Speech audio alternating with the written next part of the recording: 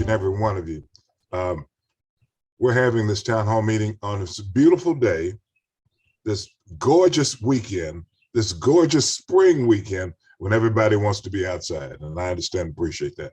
I want to thank the mayors and the mayor pro tems for being here today. I see the mayor from Duncanville, Barry Gordon, the mayor pro tem, Sandra Brown from Glen Heights. Thank you very much for being here this morning.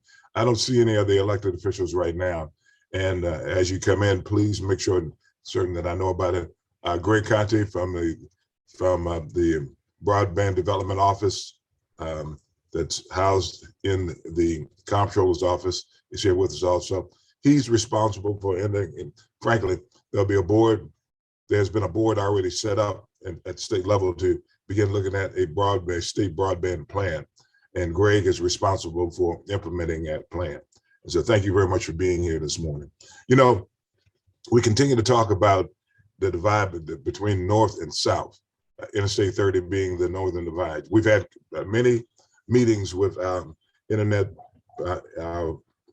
providers, AT&T, Verizon, Spectrum, and they have made promises in terms of how the broadband infrastructure is going to be laid out, and frankly, a timetable in most part to get that done. And so what I wanted to do this morning was to, starting this morning, I should say, is have, frankly, a listening tour for the elected officials, from people who have been impacted one way adversely or positively about with the fiber being placed in the community. And so that's what this is all about. Greg is here to kind of give us an overview in terms of what's going on at the state level. Money's coming in to the state of Texas, and the status of those dollars as relates to grants and cities being able to apply for those grants, Sandra, Barry. And so that's what this is about. There'll be several others of these before I sit down with members of the AT&T, Verizon, Spectrum. And so I just want to make sure that you know that's what we're doing here, listening to people and finding out what the issues are. And so with that, I want to introduce, again, our elected officials that are here, Genesis Cavino, and so she can kind of give us an idea of what's going on with the city of Dallas. And so let's go ahead and get started. What I'd first like to do is to introduce Greg. Can you kind of just give us an overview of what's going on at the state level and also the federal level? Absolutely. Thank you, Senator, and thank you for inviting me here. And good morning to everybody. Beautiful day here. So my name is Greg Conti. I'm the director of the Broadband Development Office, created by HB 5 last legislative session. And as the Senator alluded to, this office is within the comptroller's office. The bill requires us to do several things, but the three work streams that we're working on right now, the most immediate is the broadband state plan. When HB 5 was going through the state legislature, one of the talking points was that Texas was only one of 6 states that didn't have a state plan for broadband. How are we going to close what they're calling the digital divide, those who don't have access to internet? We determined using census data somewhere around north of 7 million Texans, that's about 3 million households in Texas, do not have access to high-speed internet. That's about a quarter of Texas. So that's a pretty significant digital divide. So what are we doing in Texas to close that digital divide? And that's essentially what the state broadband plan is going to do. We've partnered with Ernst & Young for administering that plan. And so right now, what we're underway, we're doing a 12-point listening tour across the state, going in each of the comptroller's economic regions. We've already completed 5 of them. We were actually just in Amarillo on Thursday. And so what we're doing is we're going now into communities to talk to them about access, readiness, barriers, things like that that might be unique to that region itself. And we're collecting all that information and all that data for each spot, and we're going to roll that up into a state broadband plan with all that information that we receive. We're also doing an online survey for the general public. We have an online survey for elected officials, again, covering readiness, kind of what are elected officials doing on the ground to close the digital divide in their community. And kind of what can the state do? Or maybe what can we do with federal dollars? What can we do better in the state of Texas to help local officials do essentially that, close the digital divide. We're doing focus groups. Senator West talked about focus groups earlier. EY is administering focus groups around the state in many different areas. And so those invitations are going out. We're having those discussions continue through this process. The plan needs to be developed by June 15th, and that's right around the corner for us. And so we have a lot of work to do. We're undertaking a lot of work right now, and we're laser being focused on getting this plan written, published, and out there by June 15th. And so that's one work stream that we're working on, the state broadband plan. And that plan will be the North Star for our next work stream, which will be building out a grant process, an incentive-based process for infrastructure build-out. One of the biggest or most costly component of the digital divide is putting infrastructure, putting fiber, building towers, whatever it needs to be, to make sure that people across the state have access to internet. So we're building from the ground up a grant process using funds, whether it's state revenue or federal funding, which I can talk about in a second. And that plan that we'll develop will help us target areas in the state that are most needed for those federal funding. So it'll help us strategize, but also be efficient with that funding.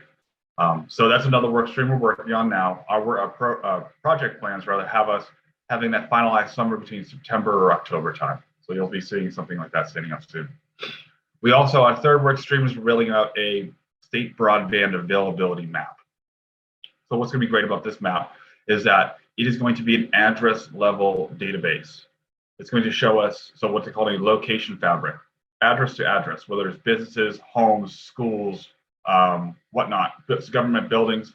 Does that address have access to high-speed internet or not? And so what that's going to do is going to allow us to have a better understanding of what the digital divide is, because if you just don't have access to it, you can't subscribe, you can't use. So that's the first step of the digital divide. So if we can cure that, we can work on the other ones on the back end. And so that map will be developed by January 1st. We have an RFO out right now. It closes next week on the 31st. So we're looking to have someone come in and help us build this map. The FCC is doing something also concurrently. The FCC maps through the form 477. If you learn more about that, you'll see that those maps are immensely flawed through the FCC. What they basically do is they take geographical areas, and if one location in that area is served, they say that whole geographical area has internet, which is obviously incorrect. And so these maps will be more granular. That helps, like I said, better understand what access is like on a address to address level basis, and will help us again strategize on how to best utilize the funding that we'll receive. So those are those three work streams we have right there. We're planning, the grant management process, and the mapping. Now funding, Senator West talked about funding. The state appropriated our office $5 million as more of a startup to help us administer the office, staffing, contracting, anything else that we sort of needed to get off the ground. After that, we have federal funding. We have ARPA funding, which I'm sure a lot of you have heard about. One of the components of ARPA was called the Coronavirus Capital Projects Fund. It was a $10 billion pot that went out to states on a formulaic basis. Texas was allotted $500 million of that, and that's administered through the United States Treasury. So we've already signed the grant agreement. We've already had a lot of conversations with Treasury on drawing those funds down. But every dollar that we spend, and broadband expansion is an eligible use for that funding, of course. And through SB 8 of the third special session, the legislature did appropriate all of that $500.5 million to BDO. So that's essentially going to be BDOs to roll into a grant program, and that's essentially how we foresee this. Is a lot of that funding will be a competitive grant program for last mile connectivity. We do through SB 8. We also have a a broadband pole replacement program. So 75 million of that funding has already been appropriated for a pole replacement program. Again, we have to, for every dollar we spend now, we basically have to go to Treasury and develop a grant plan and say, this is how we're going to spend that funding. So that's what we're in the process of doing right now as well. Working with Treasury, developing our program plans and our grant plan to draw that funding down. We have until September to do such. And we plan on doing, of course, that, drawing all that funding down that we can to best serve the needs of Texas through the digital divide. Now, when you're using federal funding, you have federal guidelines as well. So HB5 gives us guidelines, but we also have guidelines through the United States Treasury. And so we'll be considering that as we develop our grant plan. So that's 500 million right there, which is a significant amount of money.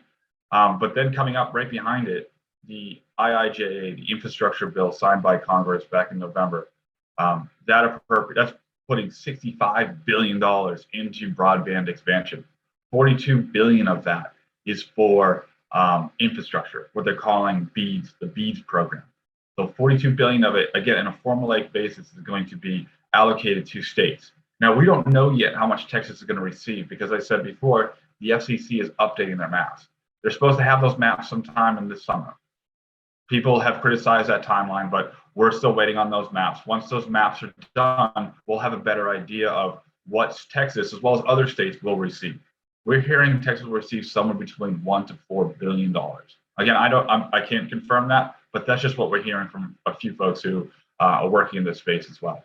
That is a significant amount of money. I thought 500 was going to be a lot of 500 million, but if we're looking at 1 to 4 billion, that's going to be a lot of money.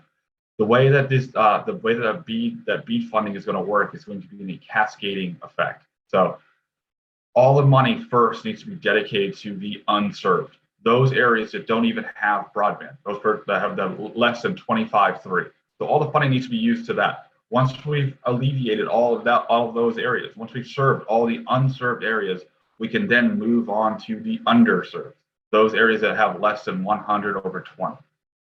Once we've served all of those areas, then we can go on to our community anchor institutions. The specifics about all of this really will be presented in NTIA, who will be administering that 65 billion, or the 42 billion rather, will be providing a NOFO and rules in May. So we're going to know a lot more in May.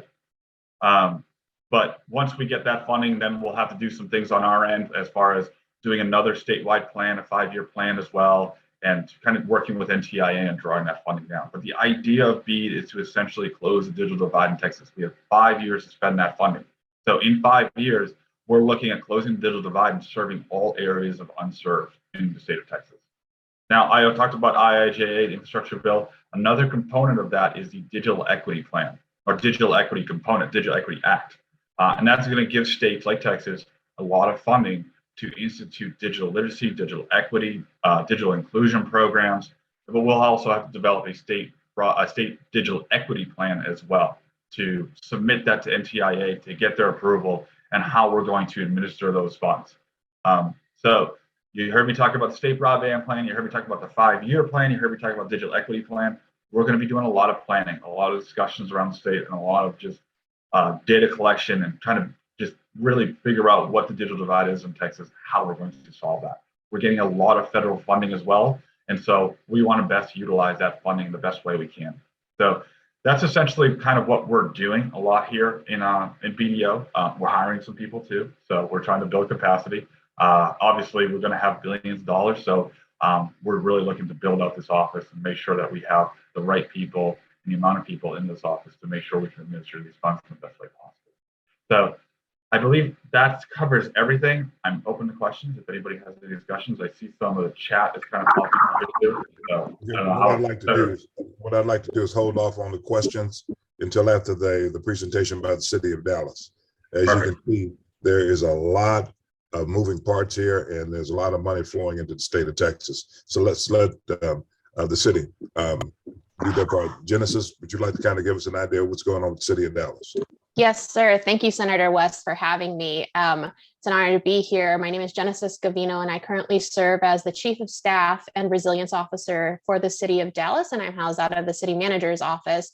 And my role is the implementation of the city's broadband and digital equity strategic plan, which we developed over the course of 2020 and 2021.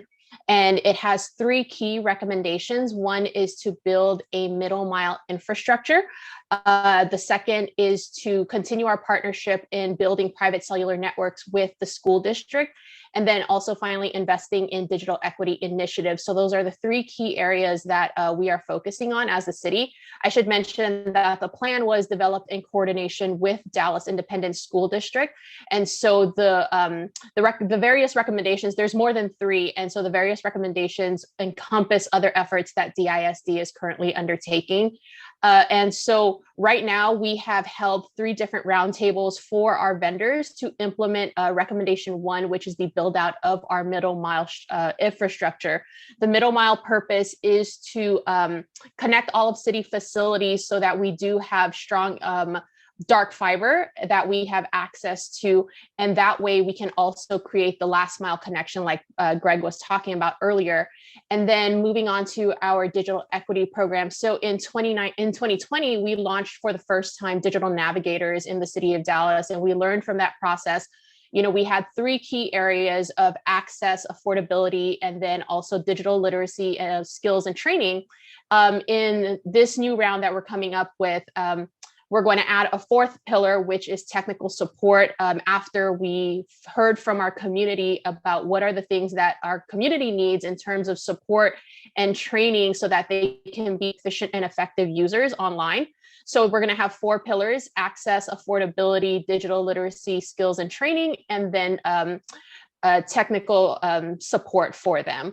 And so we are using ARPA funding. I should have mentioned that in the beginning. We have, from the bucket of money, I think it was like $353 million that the city was awarded for ARPA, we set aside $43 million in that to implement or address the digital divide in Dallas. $3 million of that $43 million is being used by Park and Recreation to implement or install Wi-Fi in 63 different parks and recreation centers across the city of Dallas. And so they'll be fully equipped to emit Wi-Fi at those facilities. And the build out for that is within 1 to 2 years. The $40 million is going to address our middle mile infrastructure and then also implementation of our digital equity initiatives. We also have our eye towards the funds that Greg just mentioned, the BEAD funding, and then also other funding enacted by IIJA. And we work very closely with Greg's office through various coalitions that we're a part of at the city of Dallas. We are also part of the Internet for All coalition that started at the beginning of the pandemic. It's school districts, now nonprofits, also private sector foundations that are banding together to see different ways that we can address the digital divide. And then there is the Texas Cities and Counties Metro Broadband Collaborative that Harris County convened. And so we work closely in that collaborative as major metro areas. What are the issues that we are seeing, understanding that the state has the priority of unserved and underserved, but we know that we are underserved in our metro areas because, like Greg was talking about, the Form 477 that says that an area might have, you know, they say that full area, geographic area has connectivity when it's probably only one household.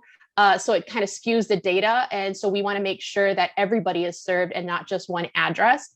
So our collaborative has been very active in, you know, advocating and providing comments, not just to the state legislature, but at the federal level to NTIA and FCC. So the city of Dallas does work closely with Chairwoman Rosenworcel's staff. Right now, we're supporting them in building out how do we define digital discrimination, providing comments on that, because we know that when money flows, we're going to have communities that are taken advantage. And so we want to make sure that our communities are well supported. How do we create a complaint process? Who do we consider in our, you know, our protected classes? And so a lot of that work going into at the federal level, so we know our communities are protected. And so going back to what the city of Dallas is doing, I think by the end of the summer, we're going to have solicitations out specifically for the middle mile infrastructure and then also the digital navigators program. So they're going to be 2 different solicitations. The first one, the middle mile infrastructure, is more for the private sector and people who distribute, who are internet service providers, and ways in which they can partner with the city to provide us that dark fiber and laying that in the ground. And then the second solicitation is more for our nonprofit community and focusing on how they can really get into communities and bridge that digital divide for them by, one, supporting them in accessing the Affordable Connectivity Program, which is the federal program that provides a subsidy for households that sign up for the internet. And then 2, ensuring that they have the appropriate hardware in their homes so that they can be effective and efficient users. And then, of course, the digital literacy and skills training, and then the technical support. We're working through various nonprofits that are banding together to create a call center, because we've realized that that is a need in our community, where people can just call in and can troubleshoot any issue that they have, and then also get feedback on things that they can do in order to support themselves in the home in being safe users. And so we're all banding together to see the different ways that we can create those opportunities for our residents in Dallas. And as you can see, so Greg talked about like at the macro level, Dallas is doing it at the micro level. We have our plan already in place, and we have feedback from our community of specifically what we need in Dallas and how we can move forward with that. So I'll conclude there, Senator West, and am here for questions. Okay, thank you very much, Genesis. And before we get into questions, I'm going to ask the other elected officials here, Mayor Gordon, whether you have any comments you'd like to make, and Mayor Pro Tem Brown, whether you have any comments you'd like to make. Yes, sir, Senator West. I did raise my hand actually right after Mr. Conti's presentation, because it was very interesting to me. You may recall very recently you and I had a very brief discussion about numbers, and I was tossing up some numbers like 400 over 35 and so forth, and you looked at me and said, I don't know what you're talking about. But it's because Mr. Conti did cite some statistics in terms of what's going to be acceptable digital service, and he said that 25 over 3 is unserved, and 100 over 20 is going to be underserved. Mr. Conti, sitting here in the city of Duncanville, we are bordered by Dallas on 3 sides. AT&T is just now bringing in fiber into my neighborhood, into our city, and they're touting themselves as having 50 over 20. And you look at that and say, well, okay, that falls right into your underserved category. And we're sitting right here in a first-tier suburb of the city of Dallas. I'm going, what's the matter with AT&T? 3 years ago, I left AT&T and went with, I don't know if you want me to cite names of other companies or not. Go for it. Okay. Yeah, go for it. I signed up with Spectrum, and on a daily basis with Spectrum, I'm getting anywhere between 380 to 400 going up, and coming down, and about 35 to 38, maybe sometimes even 45 going up. And that tells me that AT&T just doesn't have the capability or the initiative or the desire to serve what I consider to be a metropolitan city. Sitting right here on the borders of Dallas, and I see Bill Scavino, nodding affirmation, like, what's going on with this, and how do we provide some kind of fire under AT&T to do a little better? Because you see all their ads on TV, and in addition to the fact that AT&T is charging somewhere over $50 for that, I'm paying $73 a month from Spectrum, and I'm getting service. And in 3 years, I've been out of service with Spectrum for maybe 2 hours at the most. And that was because somebody cut a line. It was not due to Spectrum or whether anything else like that. So what can I do as an elected official to put a fire under AT&T to do a little better, maybe not a little better, to do a lot better for what's going on maybe in our city, and maybe other suburbs around the city of Dallas are suffering the same kind of consequence? Yeah, and I think that you highlighted one good component here, was that the competition component. You have other folks who are able to come in and provide you service that would be better. And I'm not trying to say Spectrum is better than AT&T, but I think that competition component of it as well is just something that, as an office, we're looking at. Do we have the ability to, incentivize competition in areas that will provide better service to communities like the ones you're referring to? And I think as soon as we start having these maps available to us, and we start having the data that will say, where are providers, where are they serving, the actual locations to the homes and businesses that they're serving to, and what they can provide as compared to what they're, like you were saying, what they're actually advertising. Advertised speed versus actual speed can be a huge deviation. We understand that. And so I think that we'll be starting to see hopefully a little more honesty through that advertising and what folks are capable of providing to. So I think more to come. I think the way we're moving towards right now with the mapping feature, as well as just a lot of attention on this area. We've been having a lot of conversations with providers, and with the funding plus the new data methodologies, we're going to see a lot of providers who are going to be more willing to provide that information to us, because it's going to incentivize them to provide that information to us. And so I think that we're seeing somewhat of like a revolution almost in the ability to have a better understanding and transparency of what these ISPs are providing to you. And so I hope I answered your question, but I think just with the amount of funding that's coming to us, I think we're going to be able to get this right. And I think folks like AT&T and Spectrum are seeing that writing on the wall too. So, well, if I could tack onto something you're saying, and a thought just occurred to me, is the fact that we are a first-tier suburb of the city of Dallas. Are there other first-tier suburbs in the Metroplex that are getting much better service than we down here in southern Dallas County in Senator West District? And that it's a major complaint of maybe several cities, maybe not just my city. And when you say E&Y is going to be doing some regional assessments of what those capabilities are, is there a possibility that we in Duncanville would not fall in the underserved, because we do have Spectrum and maybe others that are providing the better service, that much better than the 100/20 that's the minimum for underserved?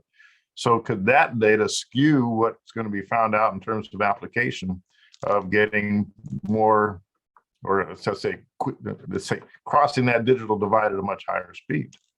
Yeah. Are we a stepchildren down here in southern Dallas County because AT&T is focusing on the quote unquote where the money is up north? Which Yeah. is Yeah. I mean, I'm not too sure. I mean, I'm of course, we're going to want to make sure that there isn't any inequities as far as the way the funding is being allocated or anything like that. And we'll be certainly taking a look at that as we continue to build up these processes. We develop our plan.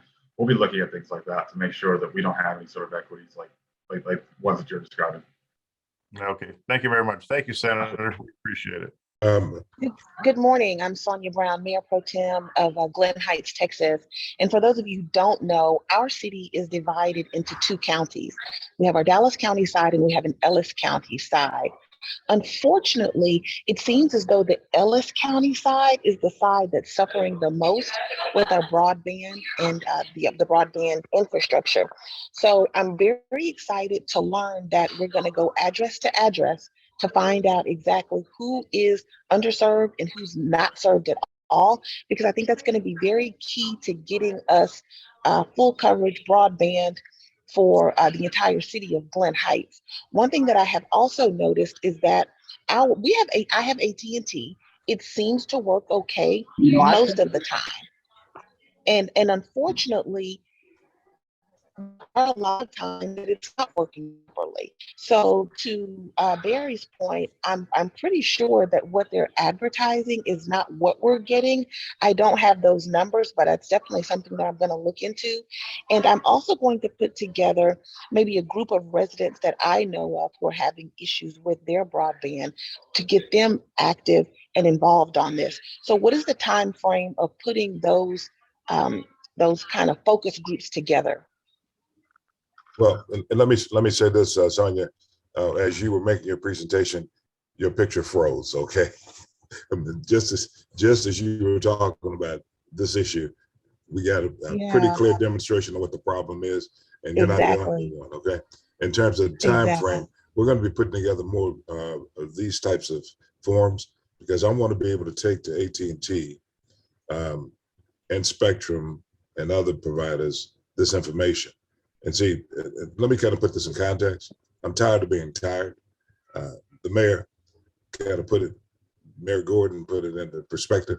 We've been having these conversations with AT&T for I don't know how many years, also with Spectrum for how many years, and promises about build out. And I understand things take time, but the question is where are they? And the promises that were made as it relates to building out the infrastructure years ago. And I have the notes. I assure you that we took minutes of those meetings and recorded what the promises were. So we're going to see exactly how they measure up against what they said they were going to do in terms of what they have done thus far. Okay, so there'll be other meetings. I'll put it to you like that.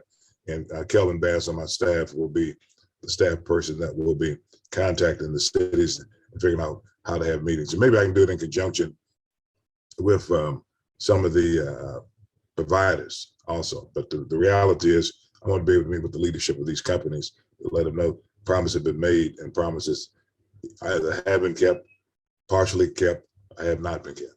Okay, so that's where we're going with this. Perfect. Thank you. Okay, are there any other elected officials on here? Okay, let's go ahead and open it up for questions. I think Mr. Reed, you have your hands up. Yes, sir, Mr. Senator West. Hey, I've been with you in this kind of same meeting a few years ago. Exactly. And to everyone, you know, I have over 30 years of experience as a installer, a service technician. And some of the questions that I have is, you know, I know that there's a lot of funding that's going to be allocated. How much, you know, and I do understand the sequence on how you're going to apply this money, starting with the customers that's not able to get cable. But when it comes down to the existing customers, I'm neighbor to Duncanville, and we have both AT&T and Spectrum. And over the years that I've been there, both of them, you know, have a lot to be desired because we bounce back from one to the other. When one gets bad, the other ones, we go to the other one. When they fix that, we go back and forth. How much of that money is going to be allocated into replacing existing? Because I can tell you from my 30 years experience that you guys are putting, you know, the cable companies are putting new things out there, but they're still using old infrastructure that's been out there since I was an installer over 10, 20 years ago. So I just want to know to the fact that how much of that money is going to be spent in these pre-existing areas to bring the system up to the point to where all these services that we need, because cable is no longer a luxury. It has become over the years a necessity. And it has become very prevalent over the past 2 years. So that's, to me, that's no different than if my electricity went out and I couldn't get electricity anymore. So I just want to know that, you know, because it seems like once these cable companies have gotten your money, they know that the fact that this is a necessity. And so, like you say, I think they drag their feet on existing customers because they know they have us and they want to apply most of their money to new customers, you know, because of the fact that one of the reasons that I get about certain areas to where there's no customers is that, you know, there's no money to be made up there because it's only one customer that way, you know, living that way. So I just want to know how much is going to be done to fix what's already out there and what people have been paying over the years already. You know, and Greg, you can chime in on it if you feel so inclined. My problem is I don't know enough about what I don't know. Let me tell you what I'm saying about that. And I'm pretty sure everyone else is this way too. When we start talking about speed, you know, the 100 download uploads and things of that nature. I'm just really becoming conversant with the terminology and frankly, the quality of the service. When you have 25.3, which is bare minimum, and correct me if I'm wrong, somebody on here, if you have a 25.3 in a household with several kids, that's not even functional as it relates to being able to take care of those kids and them being able to get an education.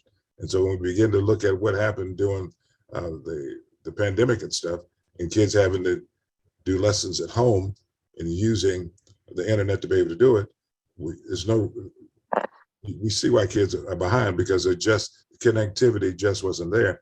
And that was part of the impetus, if you will, for developing the Broadband Development Office at the state level because we had no plan. And so you heard Greg talk about the timetable, but that's at the state level. And the providers, what do they call the ISPs? I think that's what they call them. Those are the ones that are responsible for doing what we wanted them to do early on, as it relates to making certain we had deployment of quality broadband in the southern sector. And so the question is, has anything changed? That's why we're having a listening tour to find out whether anything's changed in terms of the quality of service. And then we're going to sit down and visit again, not necessarily just with the people that were at the meeting the last time, because they were the ones that made the promise. If indeed they have done what they did, let's get the report from them and say, all right, where do we go from here? But it's got to be a plug-in with the state as relates to the build-out, not only with the state, but also with the city and the cities in the county. I hadn't heard anything about what the county, Dallas County, is doing yet. And maybe Greg or Genesis can kind of enlighten us on that. Senator, I think related to the county, Dallas County, they are developing a similar plan to what Dallas has created. We know that I believe they're in the process of hiring a consultant, and I think it might actually be the same consultant that worked with the city of Dallas and Dallas ISD to build their digital equity plan. I think the biggest part of theirs is also mapping out where are the needs, similar to what was done with the city of Dallas, and also doing a residential survey, and then also doing speed surveys. I forgot to mention that as part of our plan, we do have data on where speeds are not the actual advertised speeds. And then we also have household level data on what their needs are as part of the development of our plan. So it's a very data-driven plan that Dallas developed alongside DISD. And so I think Dallas County is embarking on the same type of effort. Okay, Greg, you had anything you want to say about that? I want to just jump back to Mr. Reed real quick. He said he was talking about eligible uses of funds. And yes, I mean, equipment updates and things like that are certainly eligible use of these funds. I can't give you a dollar amount because I don't know. We haven't started accepting applications. We haven't seen that yet. So once we have our first round of applications, I'll have a better idea of kind of, what funding will go to new infrastructure, what will go to rebuilding or updating current infrastructure and things like that. We'll be looking at these from an application basis, and performing metric evaluation on that by that threshold as well. What Genesis was talking about as far as the speeds, that's one way to get around these advertised speeds, and that's something that we're considering to also include in our map as well. I think what is going to be reported to the FCC that will essentially be reported to BDO will also just be the advertised speed. So who gets access, and based upon the advertised speed, what can they achieve? That necessarily isn't true, but how do we get around that? And as Genesis was talking about, speed test data. You have Ooklas, but you also have various different softwares that are doing that. I know some states have actually built their own speed apps that they've asked citizens to download and to utilize as well, that will fold back into their maps.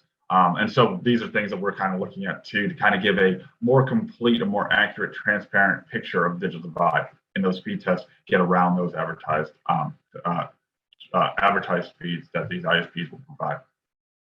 Before I go to the next question, let me ask this question. I assume that there's collaboration between the various governmental entities in terms of building out this map, the statewide map. Is that correct? Yeah, we've developed an interagency council on broadband expansion, and I think obviously one of the best agencies right now as far as mapping assets is going to be TxDOT, and we're having a lot of conversations with them just to kind of have a better idea of their one dig policy and kind of where is the infrastructure already in place and how can that fold into how we're going to address the mission here. So that's something that we're looking at as well. But we're also having conversations with other states as well on their data and how that can be utilized within our map as well. The issue that was raised by Mayor Gordon in terms of connectivity, speed, quality of service, that's an issue right now that is not, I guess you could say, on your radar. That issue has to be taken up with the local ISPs. I would certainly say that will be probably the first route. That's something that we can also have a conversation with and sort of flesh out how best to approach that as well.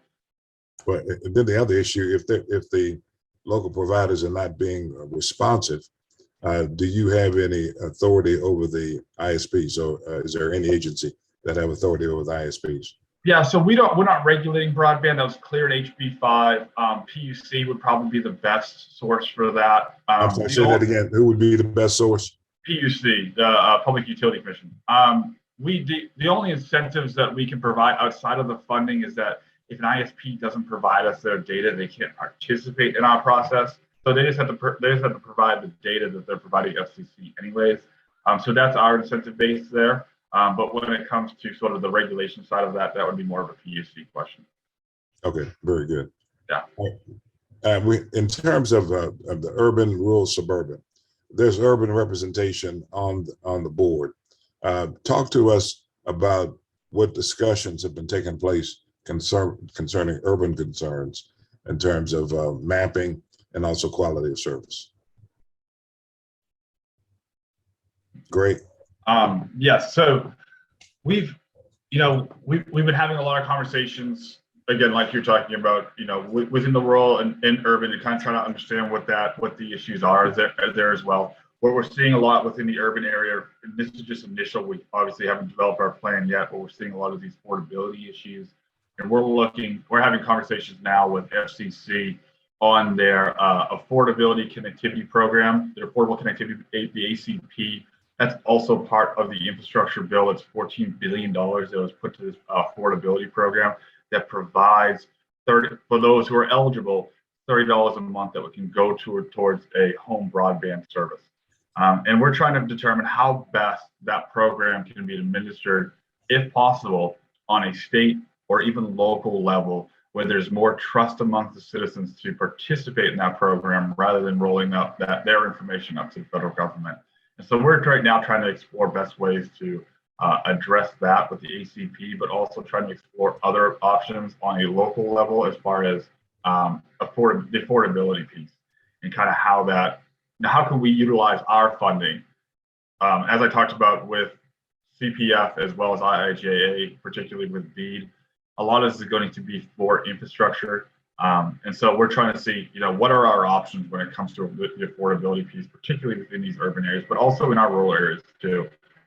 They're paying somewhere around like 100. We hear stories, $120 to $200 for barely 25.3 on a wireless network.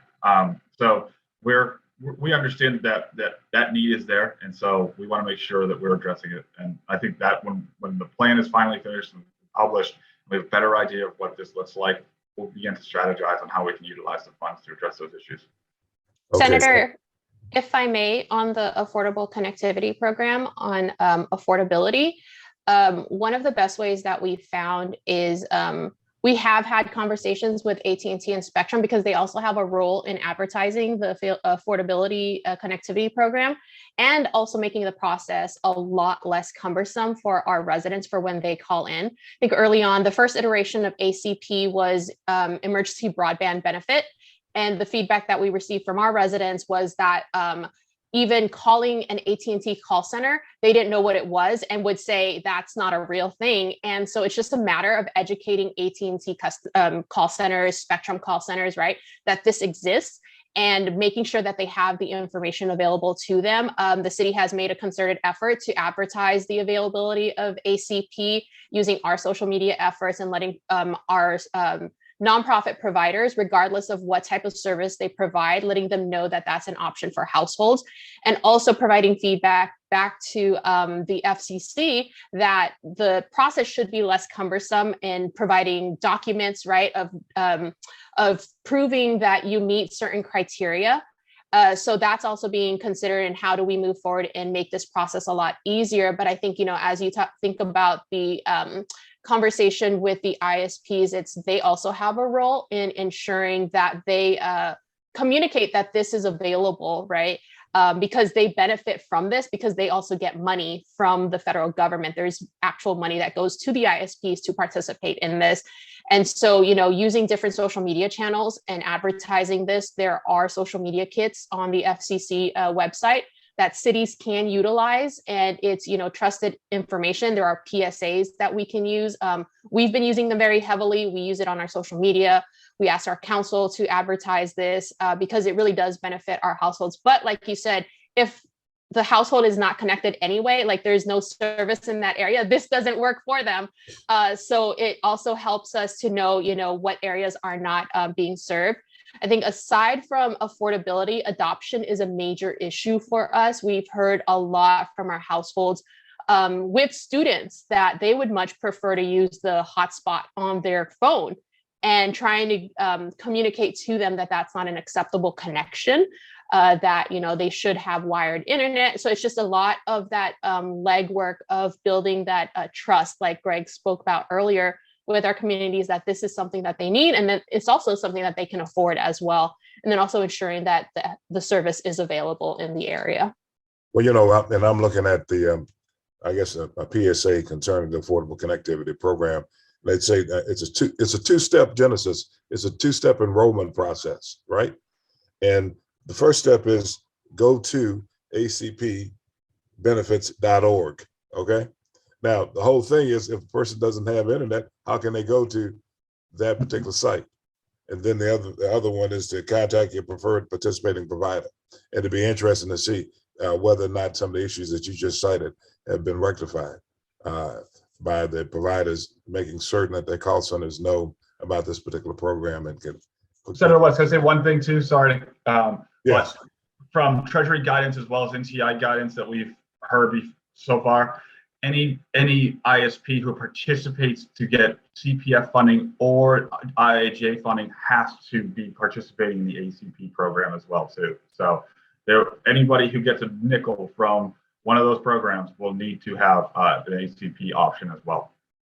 And obviously they'll be going through your office to get the funding, or will they be going? All right, so you'll have a check off to make certain that happens. Oh yeah. Okay. Gotcha. Oh yeah. Okay. Very good. There's some other questions. I want to get to those other questions also. In terms of the HUB program in the state of Texas, Greg, there's billions of dollars coming in. Have you set up your processes to make certain that these grantees are compliant with the HUB program? We haven't looked at that yet, but that's certainly something that we're going to start having conversations with, kind of how we can, before the money goes out now. Yeah, exactly. Yeah. So we want to make sure that, like you were talking about programs like HUD, and how we can, sort of leverage those programs as well and kind of make it work for us to make sure that we're addressing that digital divide component of the HUD program too. So yeah, we'll be looking into that. Well, give my office a call and we can help you bring some people to the table to give some thoughts on how to implement such a program. Also. Awesome. We'll do. And actually, I talked to a NUFO in my office about it. Okay. Okay. Other questions that we might have. Portia, do you have a question? Okay, yes, thank you, Senator West, for hosting this forum. It's very enlightening.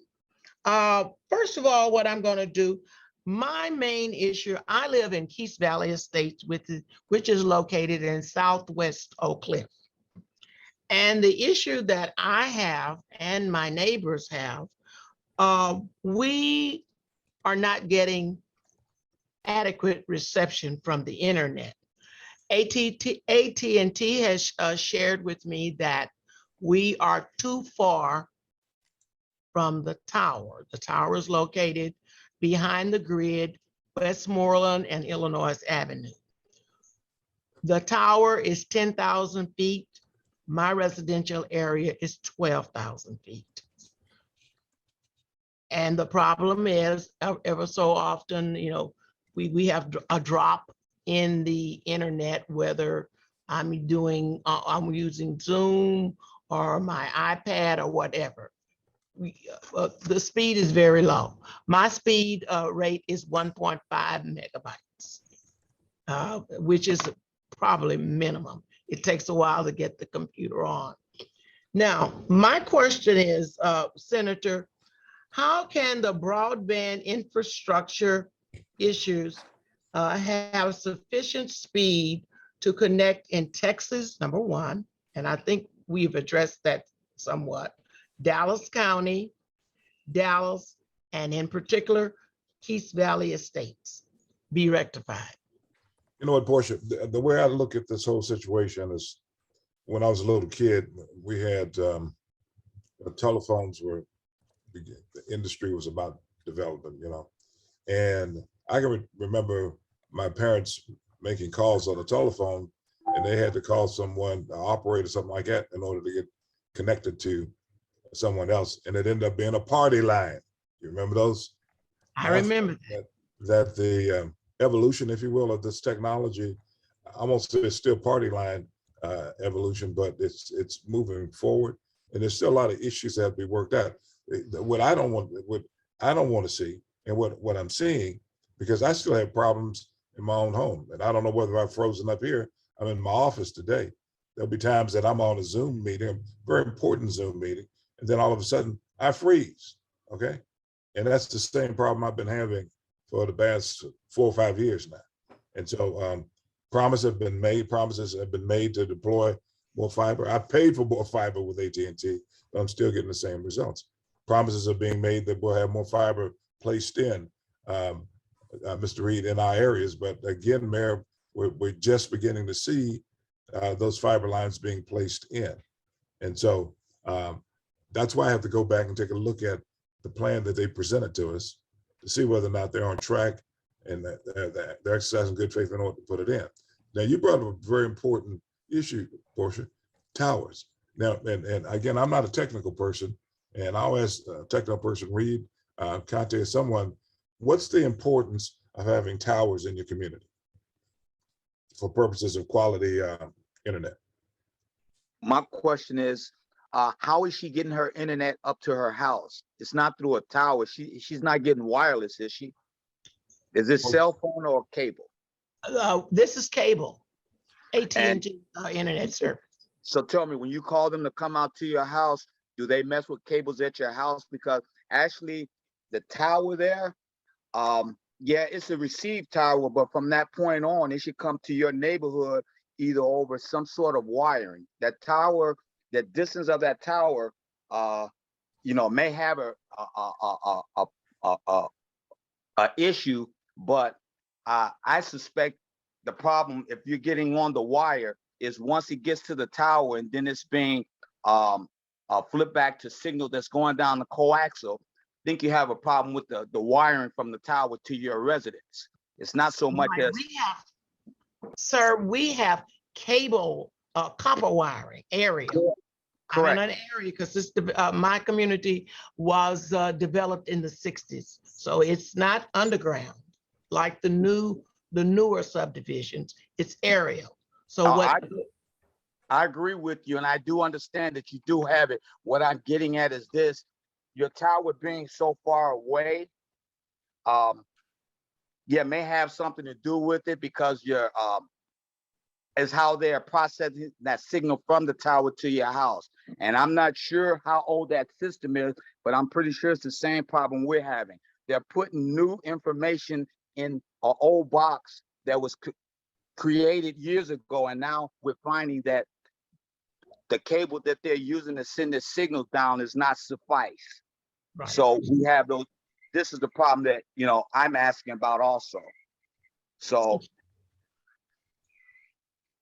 until they have a technician or someone come through there, either replace that wire or find out what's going on with that wiring from the tower to your house, we will always have these sort of issues, because cable is out there, and much as it works based on how good it's connected, and also weather and temperature affects that.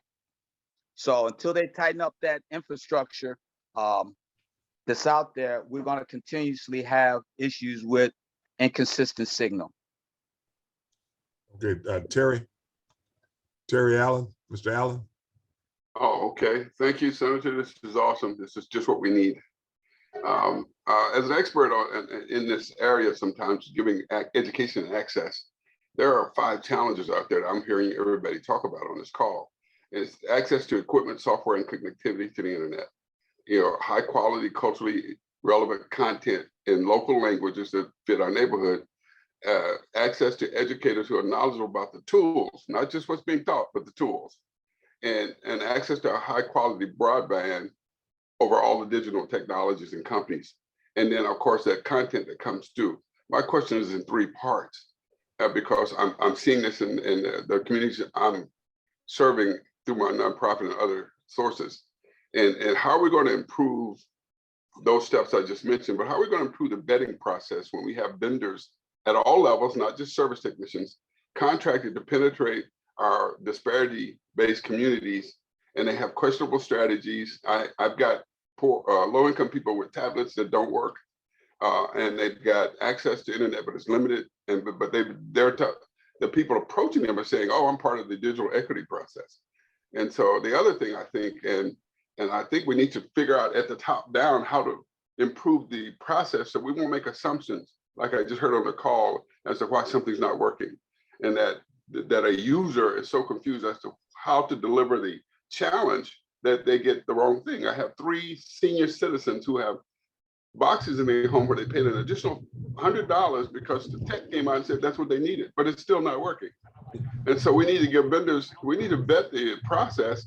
And sometimes I think from the top down, based on the entities that are existing on this call, we need to have a transparent simplicity. And access should be the first mandate here, access first. And then all of these entities make sure that they are creating an all-in process with every service provider. I think that when it comes to AT&T and Spectrum, I could come down the list and tell you the problems that they're having. But when they collaborate and not come in as competitive, independent companies, those problems are reduced. And so we need to create a digital equity ambassador process where it's simple for someone to see a phone number, know this is who I call, and the person that they get on the phone is not going to override them with technical jargon where they can't even identify what their problem is. And those are my questions. How are we going to create an all-in collaboration among all providers to decrease the hiccups, the access, and better service response time? And how are we going to create a seamless process so people know how to respond? I would hate for Portia to have someone come out and put $100 worth of extra boxes in there and she still don't have access because she's not able to explain to the technician what the problem is. She sees one problem, he evaluates another. There needs to be a process there. Those are my questions. I think, Terry, thank you for those questions too. And I would hope that Genesis at city level and Greg at state level recognize that there has to be collaboration, because it's just like going to a car dealership and you go up and say, I got this sound and I don't know where it's coming from. And then they start doing a diagnostic and then they end up doing 50 million things that cost you $50 million and the problem still isn't fixed by the time that you leave. It's got to be part of your discussion. Hopefully it already is, of bringing together these groups and addressing some of these questions, or in addition, having some sort of clearing center, if you will, where these types of questions can be asked and as best try to be answered. What are y'all's thoughts, and are y'all doing that? Thank you for that question, Senator West. And I think to Mr. Allen's point, because it is the private sector and the private market, to a certain, to the extent that we can ask them to be part of a collaborative so that they can all engage in one type, and provide the same type of information and not have competing interests, right? But again, it's the private sector and we can't control them. But to as much as we can at the city level, like I said, we were talking earlier, we're building out our digital navigators so that we can really provide that one-on-one service, like you were talking about, Mr. Allen. I think you call it digital equity ambassadors, we call it digital navigators. I think we're talking about the same thing, making sure that our residents are not being taken advantage of and that they are receiving the right type of services. So, having someone there who, like you said, talk about the services that they really do need and not be upsold on something that they don't need in their home, or be able to articulate what their needs are. And that's what we're envisioning for that call center. And to your point, the call centers are local.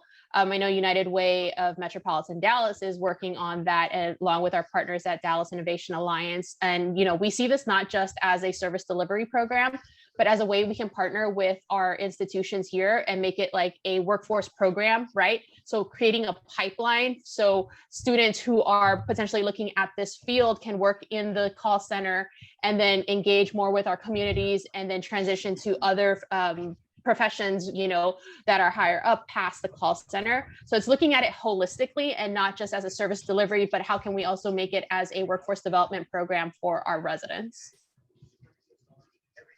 Yeah, that's a good point. And you know, from the state level, one of the things I think one of our biggest assets is that, you know, the talking point was that we were one of 6 states who haven't done this yet, and that's what created HB5. That means 44 other states have been getting this right already. And so we've been having a lot of conversations with those 44 other states, and even now states who are also standing up and kind of what are their best practices and how are they addressing not only the infrastructure component, but also the equity component, like you guys are talking about. And so that's something that we're going to be looking at too, is how do we ensure that the providers that we're providing funding to are doing exactly what they should be doing and helping us close the divide. And so that's something we're going to continue to look into. As Genesis was saying, you know, it is a free market, so we can't really force anybody to do anything, but we do have a lot of funding behind our back, and we say, you know, if we have the ability to build something in like that into our process, I think that'll certainly carry some weight. So we're looking at that, and we'll continue to look at that. Okay, I want to recognize Mr. Dave Michael. You're on mute. Yes, Senator West. My name is Michael Dade, and I work for the Senior Source. And I'm certain that we could aid in the distribution of information about the Affordable Internet Care Act. I think you should use some of the local nonprofits and food pantries, because we're geared up already to send out that kind of information. We're probably already have access to information about what clients have internet. I know we did at the Senior Source, and we found that probably only about 40% of one of our programs, the seniors had internet access, and we deal with people at the Senior Source 55 and above. And so this led to a isolation problem during COVID.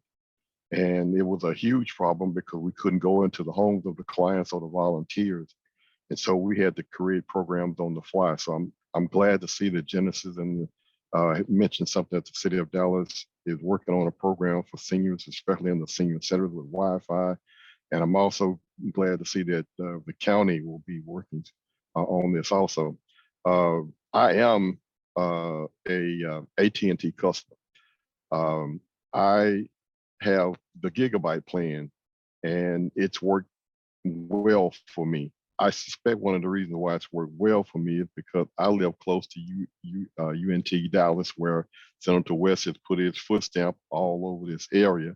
And because the college is there, I think this area was one of the ones that got the improved service much earlier. And plus, I complained a lot to all the carriers about it. It's not enough just to get the service. We also need to get the most advanced services, because we may not have the income or in some neighborhoods in the north, or maybe even the homes, but we're spending money on devices just like everybody else. And so what I found out when they installed my internet was that a lot of my bandwidth, even with this 1 gig service, was being eaten up by every device that I had in my house. So it's part of this is a lack of understanding on the consumer's part also on how to manage your internet capability. So if you have a notebook, if you have a tablet, if you have your smart TV, or if you have your cell phone, all of these are eating away at that bandwidth, in addition to the fact that you're sharing bandwidth with your neighbor. And if everyone is home at the same time, your speed is going to drop. Now, what Portia was talking about, I've experienced that also recently, and that is the internet comes in through fiber to a box in the neighborhood, for lack of a better description. There was a certain distance from that box to the homes in the area where you can get the high speed internet. And what they're telling her is that she's too far away from that box in order to get the higher speeds.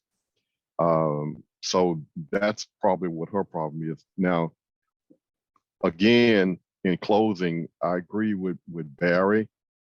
We need to get we're just now in some of our neighborhoods getting internet service, but we're getting the slower services. AT&T announced about 2 months ago a 5 and 10 gig service set available. We need access to that because we have the same equipment as everyone else, and we're eating up our bandwidth. So those are my comments, and I'm sure utilizing the nonprofit agencies in the area to help measure who has internet and who doesn't have internet. Excuse my wife, and also who needs help in getting internet in their homes, because it's not enough to have it, like they said earlier, in the area. You also have to have a device to use it on. So those are my comments. Okay, thanks, Mike. Let's see, I don't see any other hands that are raised at this time. Senator Hassani Burton has his hand raised. Okay, go ahead. Hey, thank you, Senator West, Ms. Gavino, and Mr. Conti for being here today. Real quick, briefly, I would like to give you a timeline of difficulties and concerns and wrap it all up into one question for you guys. And I'm speaking to you as a resident and business owner in South Dallas proper, who is has always kind of needed internet access in order to sufficiently work and do what I need to do. About 11 years ago, residents, both old and new, with new buildings, we had the same accessibility issue where we were, some were too far away from that hub in order to even get access.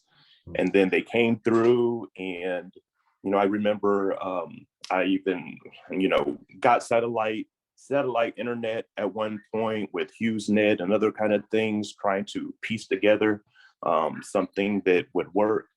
And we finally got access. And then there was all the conversations around net neutrality that happened at the federal level, and how that would affect speeds, and how that they would determine who and when would get what speeds and what access. And there was that type of thing. And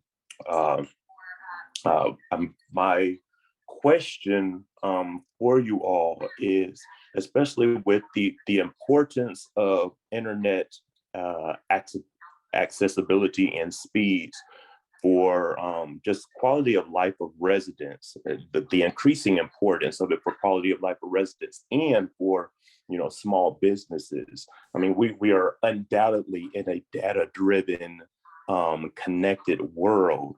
And unfortunately, those who are below I-30 seem to increasingly have to deal with a gap in the availability and the accessibility of this data.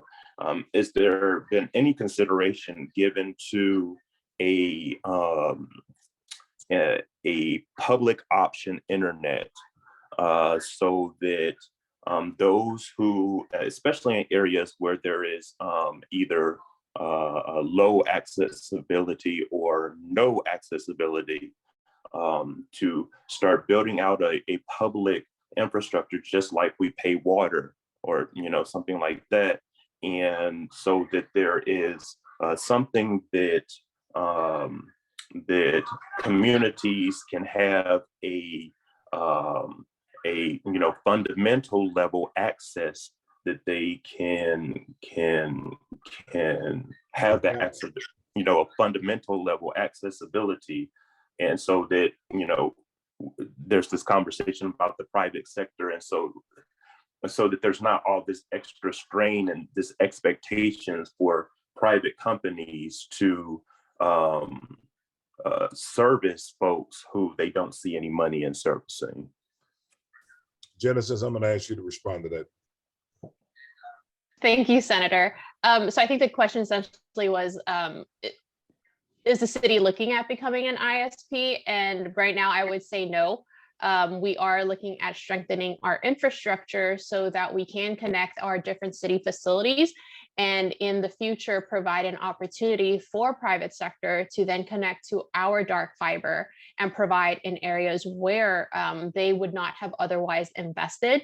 And so essentially we're going to provide that backbone, but the city as an internet service provider, I'm not seeing that in the near future. I don't know that any city in the state of Texas does it, although I think Bulk Springs may do it. There's a city that I know that provides municipal broadband, but right now I don't believe that that's in Dallas's future to become an internet service provider. Thank you for that response. Appreciate it. You're welcome. Okay. And let me just ask this question, Genesis. In terms of the city establishing a backbone, will a private ISP provider be able to plug into, for lack of a better term, into that backbone? Yeah, so we're looking at that type of infrastructure, right? If we already pay for it because they wouldn't go there and, you know, install their own fiber, if we're already there as a city, does that make it more willing for them to come? And the answer that we've heard at our roundtables has been yes. You know, finding P3 private public partnerships. That's an example of one where the city comes and builds that backbone, and then the private sector comes and connects to our backbone and then provides the last mile service to households. So looking at it from different aspects of that. Okay, all right. Are there any other questions? And Senator, can I sort of piggyback off that answer as well too, please? Sure. Yeah, Mont Bellevue is the one Texas city that provides community service. And, you know, you look at NTIA, the IIJA rule, it requires that these fundings, that local governments are eligible entities for this funding. So that means the local governments, we're kind of looking at what does that mean for state law within IIJ funding. Will states be required to waive certain rules when it comes to muni networks? We're looking at that as well. But, you know, for a caution for local governments who want to run their own and operate their own muni network, the funding that we're providing is for stand-up infrastructure costs, not for operating costs. Sometimes these, we've seen around the nation, munis will get into the broadband game and they just can't keep up with the cost because it costs so much. So that's just sort of a caution as far as the research into muni networks. They're great until, you know, the funding runs out, and then how do I keep this going? So that's just something that we're seeing as well too. And we're keeping an eye on that. What does that mean for local governments as an eligible entity for that funding? So just my 2 cents. Are there any other comments or observations from anyone?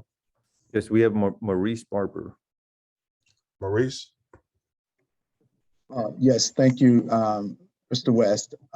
Actually, you guys just answered my question. I wanted to point out also, a little closer to home, the city of Greenville is a local ISP. So that's a closer case study that we could look at to actually see how that public ISP provider would actually work, or if it does work. That was actually along the lines of the questions that I was going to ask. I live in the city of DeSoto, and I've been going back and forth with AT&T and Spectrum for years.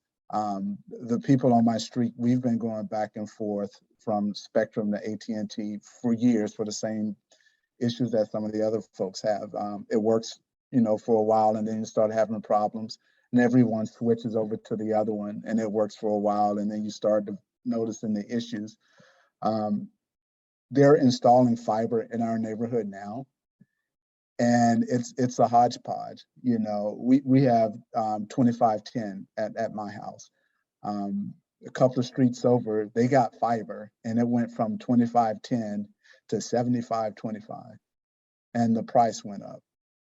I mean, is it better? Yeah, but I mean, it's not appreciably better, you know. And it sounds to me like what all of these plans are doing is basically de-incentivizing these ISP providers to make the investments themselves. It sounds like they're just stepping back and waiting on this funding to happen in these areas, as opposed to going in and making these investments. I'm not saying that it's right or wrong or anything like that, but in terms of me at my house, again, it turns into a waiting game. It's like, now I gotta wait to get services that I should have been getting all along. You know, we're all right here in this metropolitan area, and you drive, you know, 5 miles north and it's great. And you come here in these suburbs out here, which I think, I mean, the population is here. We have the rooftops and the services it's almost like, so what? You know, and it's almost like, I think the last time we had this call, one of the guys that was on the call, he made a comment that we're basically subsidizing other areas to have fiber optics, and we're just getting what's left over. Anyway, that's just my comment, because my questions were answered just previously. Maurice, thank you very much. And Greg, Genesis, we are really, elected officials and also our constituents are kind of left at the mercy of the ISPs, okay, as it relates to putting an infrastructure in place to make sure we have quality services. And yes, a comment was made, Maurice reminded me that we were told that, frankly, what we're doing is subsidizing the investments in other parts of the Metroplex. And so how do we best find out that type of information? And in addition, a lot of times we're being told, and I see my good friend Clem Maddox on here, being told that certain information they can't release to the public because it's proprietary. How do we kind of get the straight answer as to whether or not the information is proprietary, or these ISPs just don't want to be as transparent as they ought to be? Do y'all know how to do that? Should have filed a lawsuit. Because it is, I mean, I'm sure Clem would be happy to come on and answer, but it's private information, and you know, it's a business, and to the extent we can't regulate what they share and what they don't. So I really don't have an answer on how we get them to share their proprietary information, aside from our own efforts at the city, our partners, and what Greg is doing as well, in really capturing that household level data on not just availability, but also what are the true speeds. And that way, you know, when they do come and say, hey, I am here, or I am providing the speed, it's like, actually, we have real-time data that shows that that's not the case, and that's stronger. And I guess, Yes. I guess I want to make sure that they're consistent in telling not only citizens, but also governmental entities that certain information is proprietary, as opposed to just saying, oh, it's proprietary, and we don't know whether or not they're telling governmental entities the same thing. Okay, that's what I'm saying, consistency in message. Greg, you have any thoughts on that? Yeah, you know, we're all at the whim of ISPs, right? And but you know, whether it's Dallas or whether it's rural Texas, we all abide by kind of what they can provide, or what they say they can provide, and what they don't provide. But you know what? ISPs are a partner in this, and that's the way we're viewing them, is that we can't close the divide without ISPs. Sure. So what can we do, you know, to incentivize them to provide the information that we need to ensure that what they're doing is what they say they're doing? And so we're looking at that. And again, we have confidentiality rules. We have things like that that might prohibit us. We would love to just be able to take their books and open it up and understand kind of what they're up to, where they're at. And I hope at some point we can kind of, you know, as we continue to build relationships with ISPs, particularly from the VEO side, and I would love, and as me and my staff, we're constantly meeting with these, whether it's the AT&Ts or the mom and pops ISPs. We're constantly, it's one of the questions we're always talking to them. What information are you willing to share with us? You know, are you willing to open your book? And for the most part, you know, it maybe it's just, I don't know, a white lie, but a lot of them will say, we're open to provide you whatever you need, just let us know. And so, and a lot of them want to be resources within this. So as we continue to move forward, establishing this office, and whether it's Dallas, whether it's any other part of Texas, we want to make sure we have the right data in place. And we're going to be asking these ISPs for their information. And as Senator West, as you know, HB 5 allows us to ask these ISPs to provide any data we want, but we can only require them to provide the data that they provide the FCC. So we'll see how far we can get with this. You know, give us an inch and we'll take a mile. So, but that's kind of our mission right now. And hopefully we continue to, you know, have great relationships with ISPs, but also communities like yours as well, and closing the divide. So one last question for me. There may be other questions that other persons have. Can an ISP make an investment? This is what pursuant what Maurice just said a few minutes ago. Can ISP make an investment in an area and get reimbursed from some of the funds that are coming in? Right now, so if an ISP made an investment right now. Yeah, right.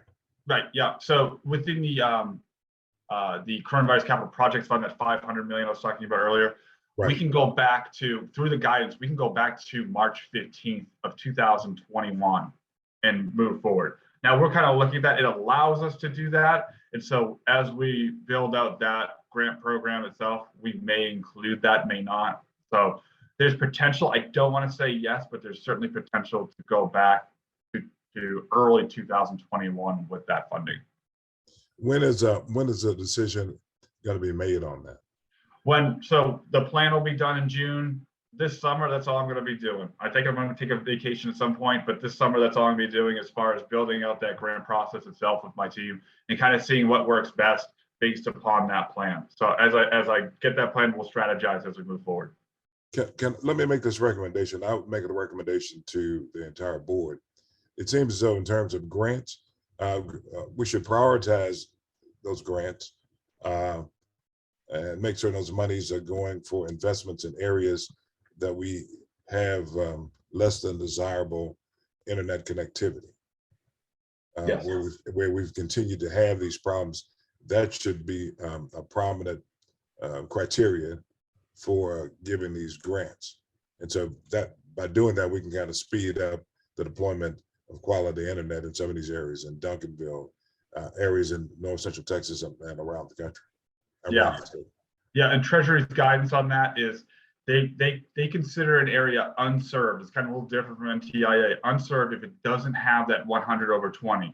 And the projects that we fund need to be able to go to that 100 symmetrical, which is relatively very quick speed. And that's what they're calling future proofing. So that's with the Treasury's guidance, that's the way that'll be one component of that as well too. So looking at areas that don't have that 100/20, which will expand that digital divide when you're looking at it from that component.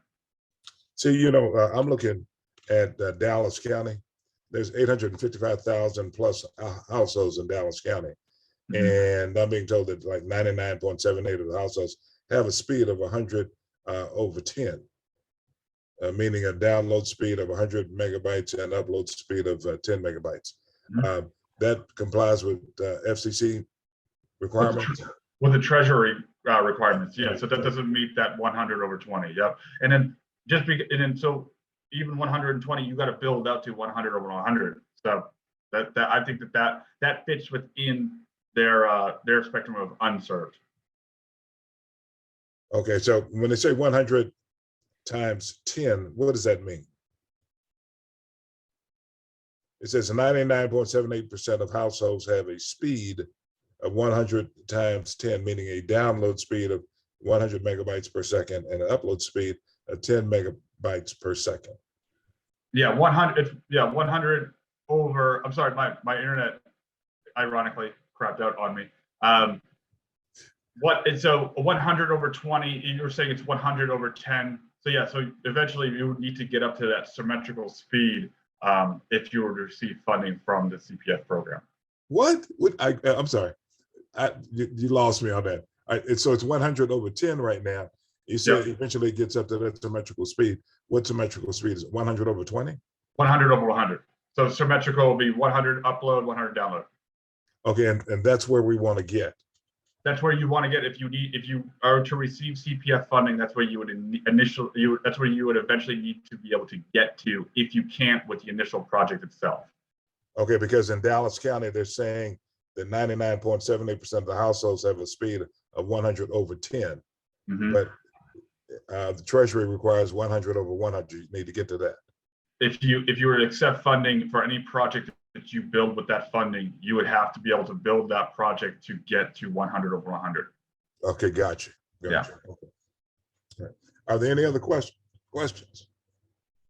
Yes, Senator West, my name is Jerry King. I have a couple of questions. You're speaking about the priorities, but will the state establish a priority for the infrastructure for rehabbing or creating new? New infrastructure, is that what you're saying? Sorry? Yes, yes. So the funding can go towards upgrading infrastructure or just building out brand new infrastructure as well. So if you have an area that just doesn't have anything in it, building, that last mile connectivity to some of these homes that don't have it, that's essentially what we'd be looking to do. Whether that's new or updating, it doesn't matter. For instance, if you were going to replace a pole, maybe there's a utility pole that's rotted. You have to replace that pole. Then to bring last mile connectivity to some households, that would be an eligible use for that funding. But you're replacing that pole to get there. Okay, so I guess my example, I'm in Ellis County, and we have, in my area, we have neither Spectrum nor AT&T. And as I understand it, we have fiber that runs down or near I-45, but we don't have access.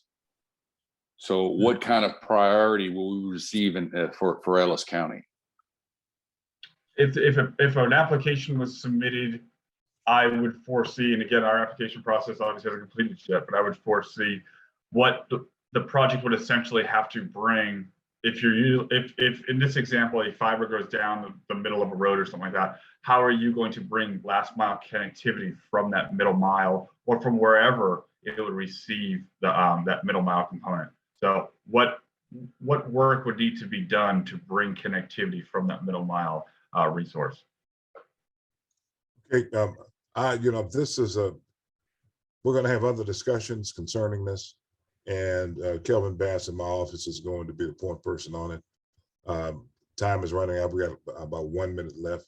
I want to thank both the city and the state for being a part of this, and I look forward to getting specifically with the city and the state to find out how we plug into the decision-making process, or have know what's going on, and to the extent have input into it, have put in input into it to make certain that the cities in this county and other counties, frankly, are able to know what's going on and make certain that as policy is being developed, it's informed by our constituents in the state of Texas. The commission, the comptroller obviously has a listening tour. I want to make sure we maintain a listening tour here in Dallas County, so we're represented. So I want to again, Greg, thank you. Genesis, thank you. Mayor, thank you.